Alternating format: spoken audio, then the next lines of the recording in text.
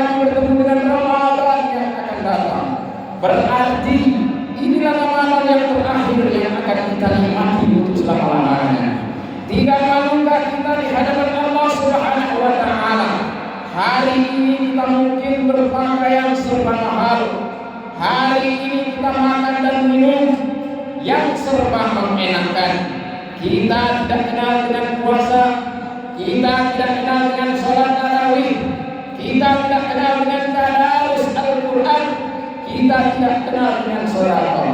Alangkah zalimnya diri kita di hidup di dunia ini.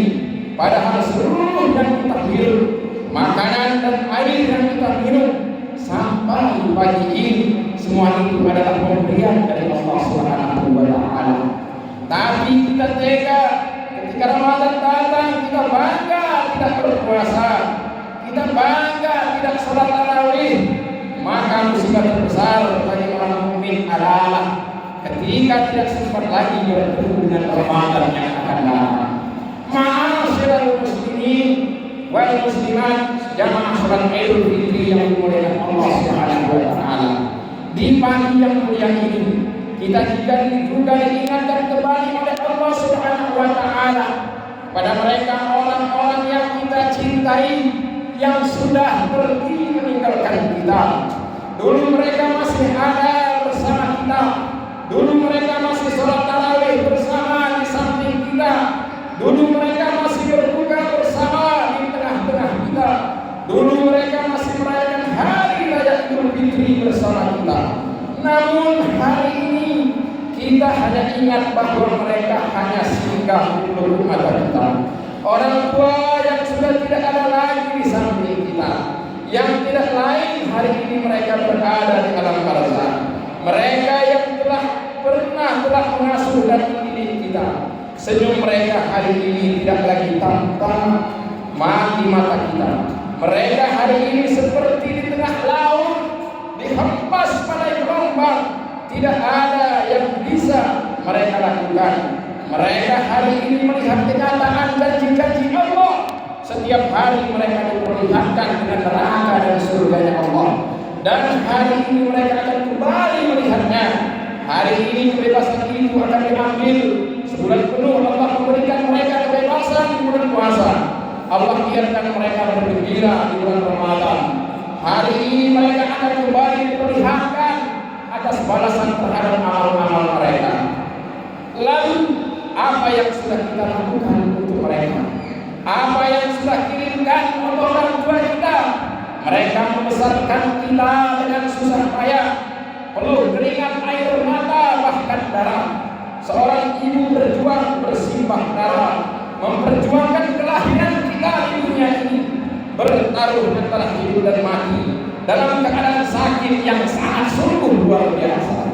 Saat ini kita berada di dalam rahim ibu kita, belum ada orang di dunia ini yang mendoakan kita. Maka orang pertama yang mendoakan kita adalah seorang ibu kita. Dia mengelus perutnya dan berdoa, ya Allah, jadikan anakku ini anak yang soleh, jadikan anakku ini kelak anak yang sukses dan bahagia dalam hidupnya. Bahkan ketika kita masih bayi, seekor nyamuk pun tidak akan dia biarkan hinggap di tubuh kita. Namun seakan kita lupa dengan pengorbanan itu, seolah tidak pernah terjadi dalam diri kita.